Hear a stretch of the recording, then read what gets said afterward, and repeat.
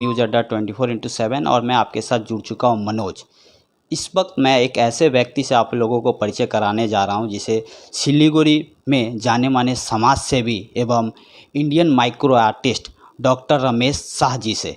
वो हाल फिलहाल में ही उनको जो है बंगो गौरव सम्मान से भी सम्मानित किया गया है। और आपको मैं फिर बता दूं कि वो 32 साल से जो है लगातार जो है इंडियन माइक्रो आर्टिस्ट के तौर पे काम कर रहे हैं। और उनसे आइए उनसे बात करते हैं। रमेश जी, आपका न्यूज़ अड्डा 24/7 में स्वागत है। नमस्कार। सबसे पहले तो न्यूज़ अड्डा के सभी दर्शकों को मेरा नमस्कार है। मैं doctor Ramesh Shah, national chairman international human rights and anti crime organization. Ramesh ji, आप लगातार जो है 32 साल से है जो इंडियन माइक्रो आर्टिस्ट के काम से जुड़े हुए हैं और लगातार आप समाज सेवी के तौर पे भी काम कर रहे हैं। ऐसी प्रेरणा आपको कहाँ से मिलती है? ये मुझे प्रेरणा का तो बात मैं नहीं कह सकता हूँ। मैं जब 5 साल का उम्र था तब से ही मैं पेंटिंग पे रुचि रखता था और बहुत सारे पेंटिंग में बनाता था। महज 5 साल की उम्र थी तो उस समय मैं छोटा छोटा भी लिखता था, बहुत छोटा छोटा लिखने का काम करता था। और मुझे पता नहीं था कि ये छोटी छोटी जो मैं लिख रहा हूँ आगे चल कर के मुझे इतना विख्यात कर देगा। तो जैसे जैसे दिन बीतता बीतता गया, उम्र बढ़ता गया और मैं क्लास 7 में जब पहुँचा तो एक घटना घटी और उस घटना हास्यास्पद घटना है। और परीक्षा के समय था और मुझे चीटिंग करना था और हिस्ट्री का सब्जेक्ट था। और सारे सब्जेक्ट तो मुझे पता थे लेकिन कुछ सब्जेक्ट मैं पढ़ नहीं पाया था और मैंने सोचा कि चीटिंग कर लूँ। तो जब चीटिंग मैंने किया तो एक पेज, पूरा किताब का एक पेज को एक तो छोटे से टुकड़े कागज़ पर मैंने उतारा था। लेकिन मैं परीक्षा में जब चीटिंग में कर रहा था तो पकड़ा गया। और पकड़ाने के बाद में उस समय हमारे अभी स्वर्गीय जीएन प्रधान सर जी थे, बहुत स्ट्रिक्ट थे और उन्होंने पकड़ लिया और वो चीट को देखने लगे। तो जब चीट को देखने लगे, उलट पलट को देख रहे थे, वो पढ़ नहीं पा रहे थे। तो मुझसे पूछे कि तुमने लिखा क्या है? तो मैंने कहा कि सर मैंने इस पेज से ये पेज का मैंने ये कागज़ पर मैंने इसको उतारा है। उन्होंने बहुत आश्चर्य हुआ उनको। तो उन्होंने क्या किया कि 2-4 और टीचर थे, उनको बुला करके उसको दिखाया कि ये इसने इस प्रकार का चीट बनाया है और ये तो समझ में भी नहीं आता है, बहुत छोटा छोटा लिखा हुआ है। तो उस टाइम में थोड़ा डर, मेरा जो डर था वो भी कम हो गया। लेकिन डांट तो पड़ी थी, डांट पड़ी थी। लेकिन वो उस दिन का जो घटना है और मेरे जीवन में वो एक तो नया परिवर्तन लाने का काम किया और वो मेरा लिए टर्निंग पॉइंट था। आगे चल कर के मैं जब कॉलेज में गया तो वहाँ भी आर्ट का एग्जीबिशन में हिस्सा लिया। उस समय में माइक्रो आर्ट में नहीं करता था, मैं फाइन आर्ट करता था और फाइन आर्ट में बहुत सारे तस्वीर मैंने एग्जीबिशन में रखने का मौका मिला दार्जिलिंग में। उस समय में और उस समय का तत्कालीन जो गवर्नर थे बीडी पांडे जी, 1982 में एग्जीबिशन हुआ था। उन्हीं के हाथों से उस एग्जीबिशन का उद्घाटन भी हुआ था। काफ़ी सराहना किया गया मेरा आर्ट को। लेकिन उसके बाद भी मुझे वो दौर था शुरुआती दौर में। तो लेकिन मैं उससे भी संतुष्ट नहीं हुआ था, इसलिए कि मुझे कुछ ऐसा नया करना था। तो मैं बचपन से भी सोचता था कि मैं एक अलग मुकाम में बनाऊं अपने लिए।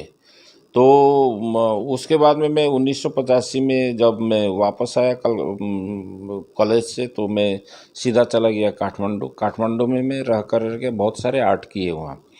तो वहाँ पर मुझे टिबेटन आर्ट थांका सीखने का मौका मिला।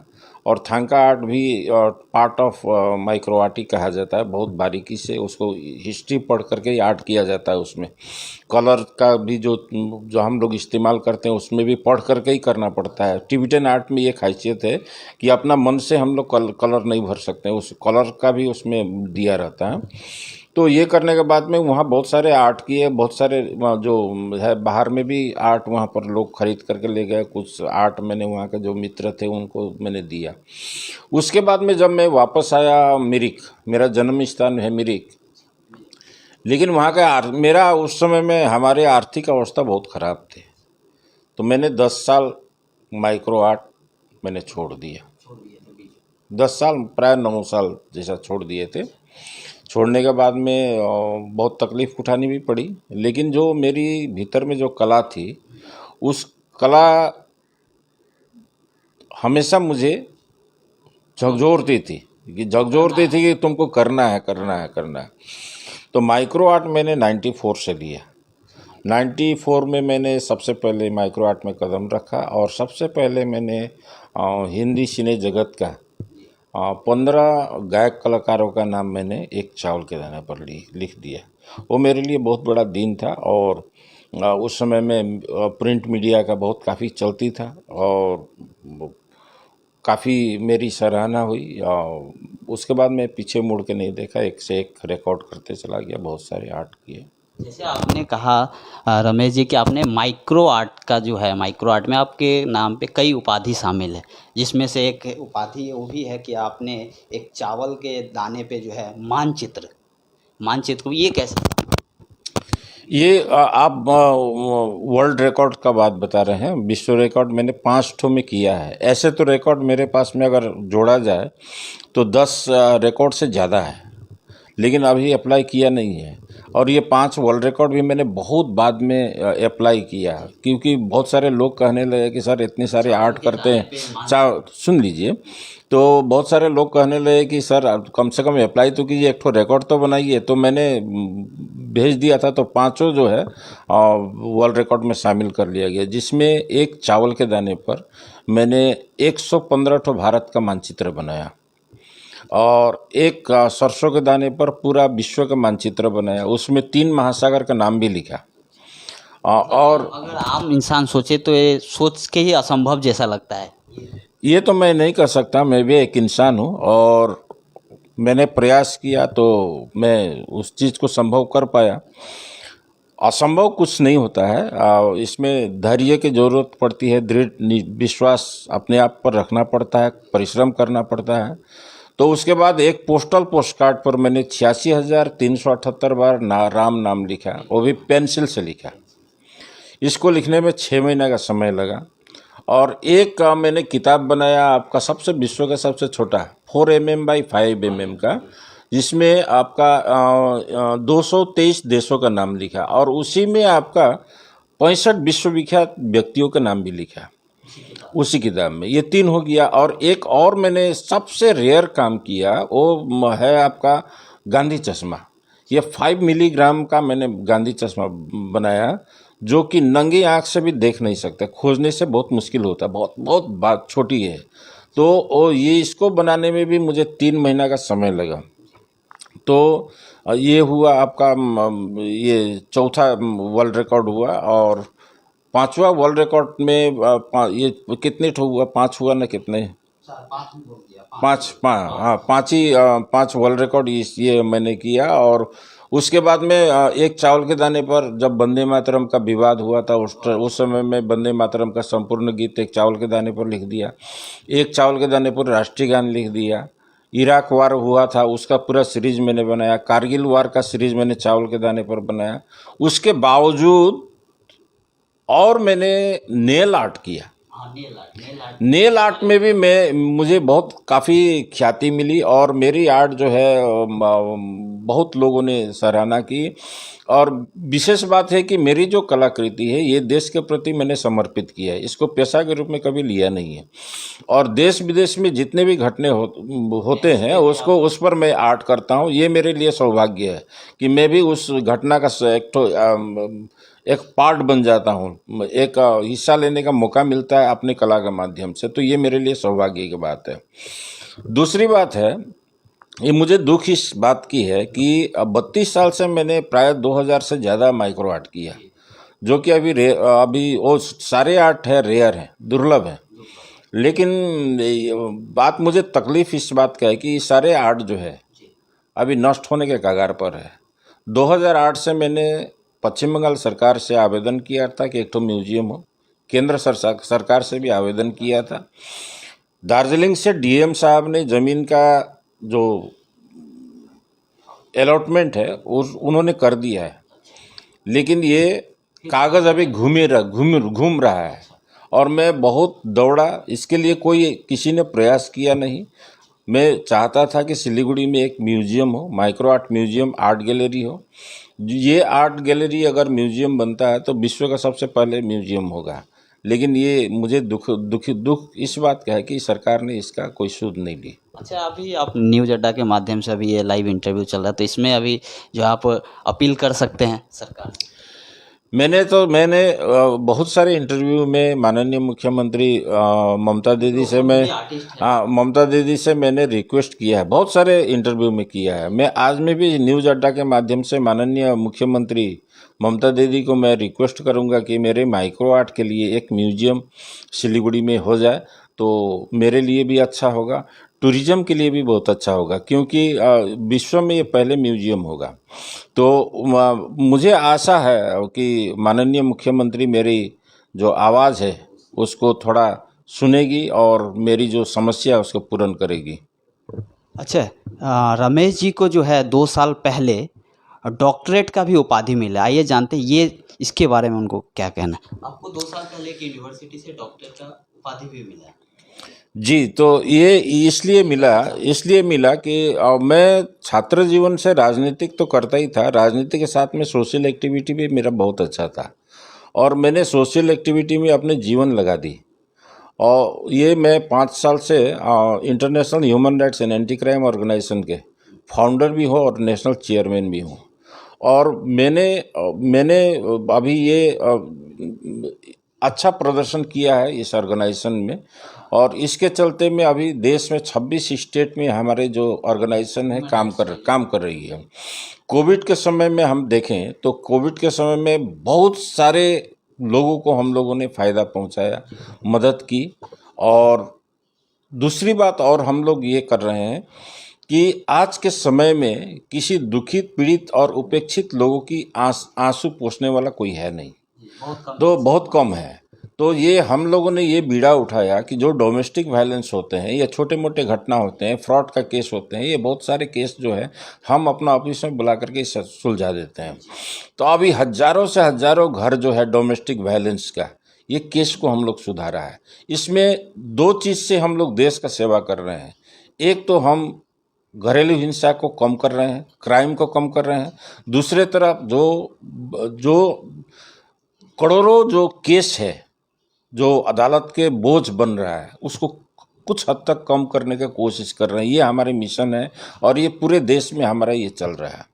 इसके साथ साथ में अवेयरनेस का प्रोग्राम भी करते हैं स्टूडेंट के लिए। अभी इंटरनेट का ज़माना है, बहुत सारे जो अश्लील वीडियो सब बना कर के महिलाओं को या छात्राओं को जो परेशान करते हैं, ये भी बहुत बड़ी समस्या है। और इसके लिए अवेयरनेस प्रोग्राम भी हम लोग चलाते हैं, ड्रग्स के लिए चलाते हैं, इन्वायरमेंट के लिए चलाते हैं।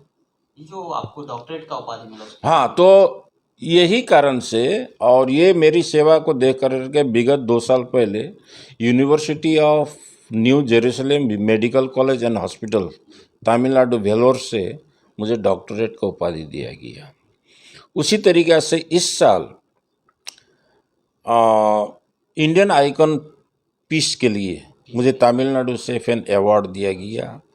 अभी हाल फिलहाल में अभी बंग गौरव सम्मान भी हमको मिला। अभी ये उस पे आऊँगा। हाँ, मैं बता दूं, रमेश जी को कई ऐसे सम्मान जो है प्राप्त हो गए हैं और इस वर्ष ही उनको जो है world book of star record के तरफ से जो है बंगो गौरव सम्मान से भी नवाजा गया। उसके बारे में जानते हैं।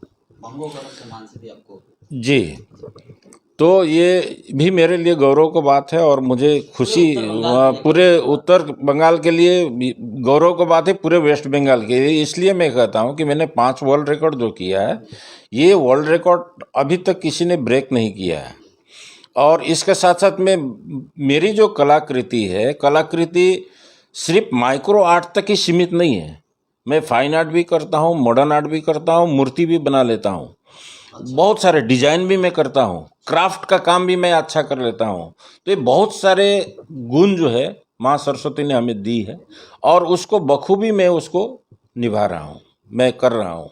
तो मुझे ये जो अवार्ड जो मिल रहा है ये मेरे लिए नहीं मिल रहा है, ये मैं जिस बंगाल के मिट्टी में मेरा जन्म हुआ उस बंगाल के लिए गौरव का बात है, और यहाँ के जो बंगाल की जो जनता है उनका उनका ये सौभाग्य है कि मैं उस चीज़ को अदा करके ले आ रहा हूँ, ये सबसे बड़ी बात है। जी, जब मैं रमेश जी का ऑफिस में आया तो यहाँ देखा उन्हें कई सम्मान जो है, कई अवार्ड प्राप्त हुए और कई यहाँ पे हमने पिक्चर्स देखे, कई राजनेता के साथ पिक्चर देखे, फॉर्मर जो प्राइम मिनिस्टर है या प्रेसिडेंट है उनके साथ भी फ़ोटो देखे। तो आइए उन पे उस विषय पे कुछ बात करते हैं। आपका कई फ़ोटो जो हम लोग ने फॉर्मर जो हमारे प्रेसिडेंट है उनके साथ, फॉर मिनिस्टर कई, तो ये कैसे संभव? ये जब मैं माइक्रो आर्ट जब करता था और माइक्रो आर्ट करता था तो मेरा एक अलग प्रोग्राम होता था, मैं कई हस्तियों से मैं मिलता था और वो लोग भी मुझे बुलाते थे, जब सुनते थे तो मुझे बुलाते थे। तो ऐसा कौन विशिष्ट व्यक्ति से मिले हैं? बहुत सारे सबसे पहले तो मैं बता दूं कि सबसे मेरे जो दुर्लभ ही कहा जाए, अभी हमारे जो महान गायक थे फिल्मी जगत के, मन्ना दा से मिलने का सौभाग्य मिला।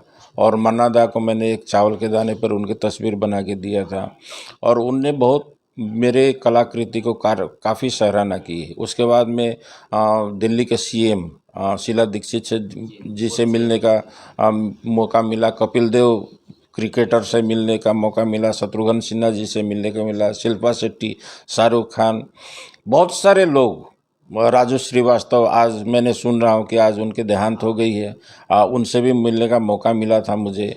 और इसी माध्यम से मैं राजू श्रीवास्तव जी को श्रद्धांजलि भी दे रहा हूँ। तो उसके बाद में आपका डीएचआर के जो डेविड वेरी उस समय का चेयरमैन थे, दार्जिलिंग हिमालयन रेलवे लंदन के, उनसे भी मिलने का सौभाग्य प्राप्त हुआ। अमर सिंह जी से मिले, हमारे राष्ट्रपति जो पूर्व राष्ट्रपति थे प्रणब दा से तो मैं बहुत बारी मिला था और वो मुझे बहुत काफ़ी प्यार भी करते थे। मैं जब भी दिल्ली जाता था 1-2-3 बार मैं उनके निवास पर भी गया, चाय पिया, बहुत अच्छा प्यार करते थे वो। तो इसी तरीके से जयप्रदा है, अभी हाल फिलहाल में मैंने ये जीतन राम मांझी पूर्व मुख्यमंत्री सी बिहार के, उनसे भी मिलने का सौभाग्य प्राप्त हुआ। तो ये सिलसिला ये यूं ही चल ही रहा है। बहुत सारे लोग से मिला जिनका फ़ोटो अभी लगा नहीं पाया हूँ, अगर लगाना मैं चाहूँ तो मेरा घर भर जाएगा। तो यही है और मुझे खुशी है कि मैं इतना कुछ कर पा रहा हूँ, यही है। हाँ, रमेश जी तो माइक्रो आर्ट में तो काम कर ही रहे हैं, लेकिन साथ साथ जो है समाज को कैसे सुधारा जाए, समाज के बीच में जो अभी जिस तरह से दुराचार चल रहा है उसके लेकर जो है ह्यूमन राइट के जरिए, ह्यूमन राइट इनका संस्था है, उनके वो चेयरपर्सन भी है, उसके जरिए भी जो है समाज को ठीक करने का प्रयास करें, कहीं कोई समस्या है तो उसको समाधान करने का प्रयास करें। उन विषय पे आइए जानते हैं उनका क्या। आप समाज के तौर ह्यूमन राइट्स के जरिए भी कई कार्य किए, ऐसे कोई एक किस्सा बताइए जिसमें आप।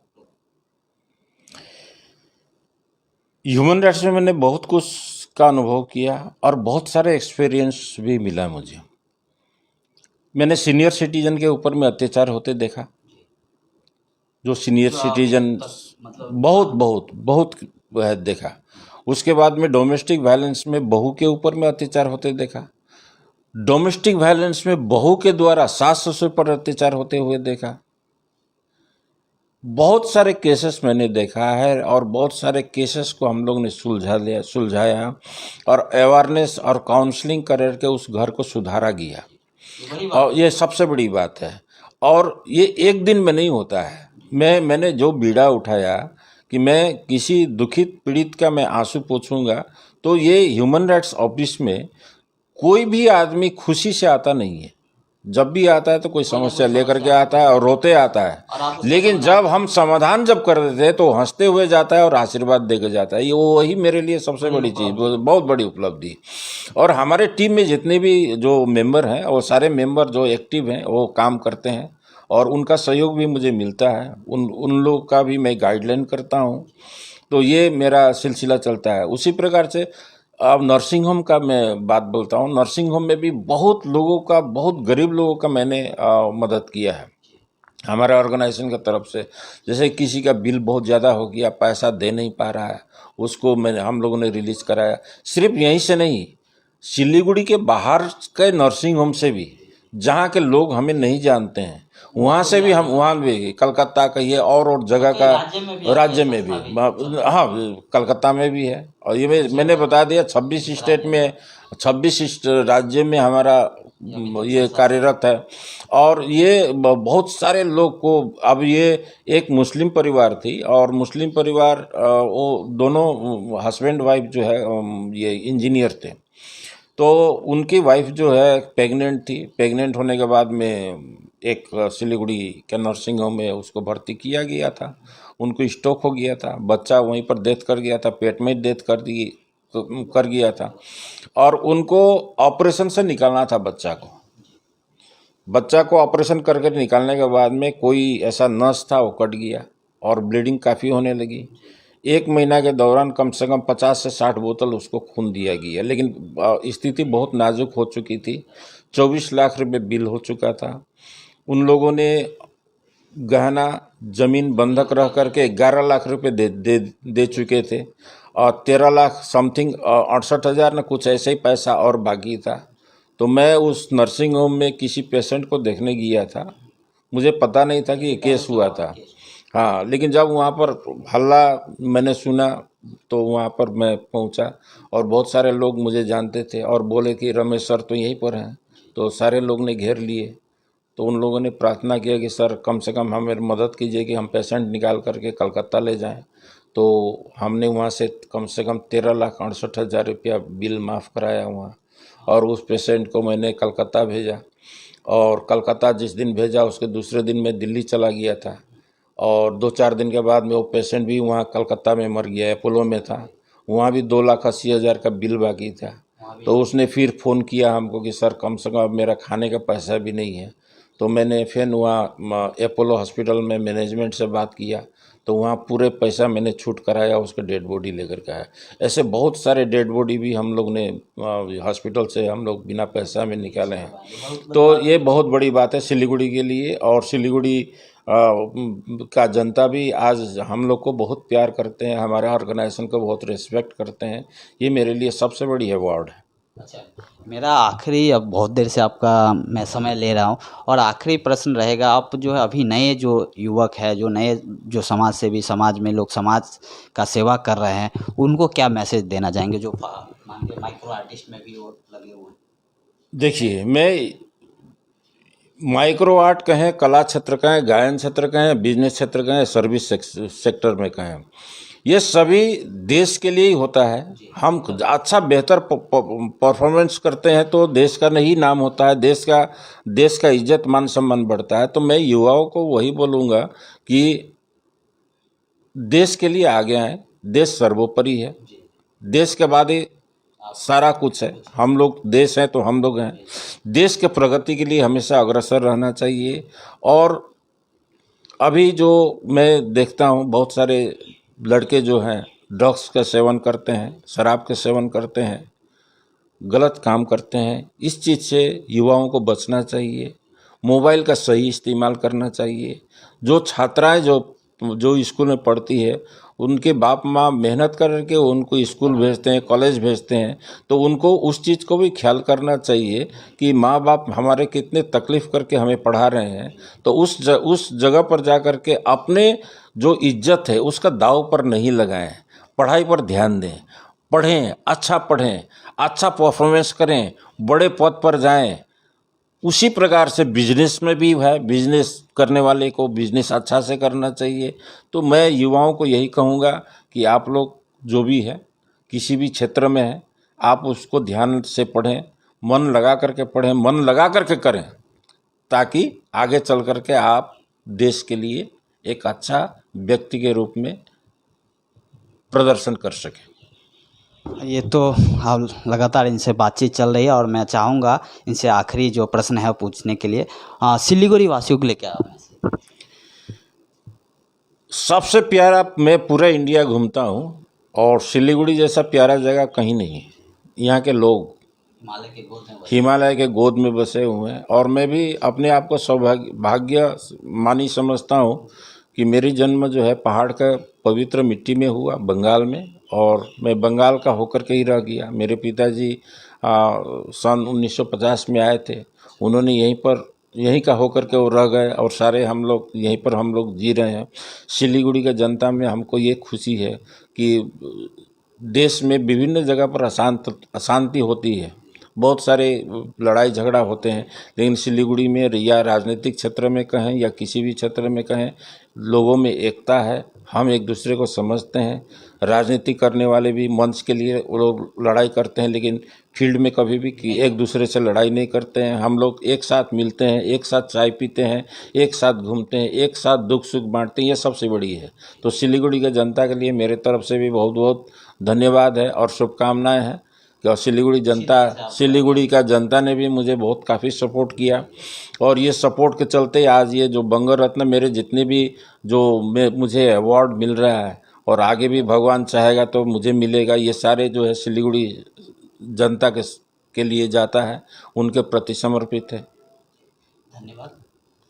तो आप देख रहे थे, मैं जो है उत्तर गौरव सम्मान से सम्मानित डॉक्टर, जो उनको डॉक्टरेट का भी उपाधि 2 साल पहले मिला, डॉक्टर रमेश जी से बात कर रहे थे। उन्होंने वही बहुत ही रोचक एवं अच्छी अच्छी कहानियाँ भी बताई, और उन्हें कई वर्ल्ड रिकॉर्ड से भी नवाजा गया, कई सम्मान मिले हैं पूरे देश से विदेश से, और कई जो उनको कई राजनेता हो या फिर कई आपको बोल सकते हैं आर्टिस्ट हो, उनसे भी मिलने का उनको सौभाग्य प्राप्त हुआ है। तो उन्होंने बहुत ही अच्छी बात बताई, और समाज के लिए, जो समाज में आजकल जो लोग जिस तरह से समाज में आप देख सकते हैं जिस तरह से अभी चल रहा है, उससे भी उन्होंने कहा, समाज को मैसेज दिया कि सब मिलजुल के रहे, और जो है जिस तरह से आगे भी समाज के लिए, हित के लिए काम करे आज जो युवा है, और इसी तरह से आगे काम करते रहे।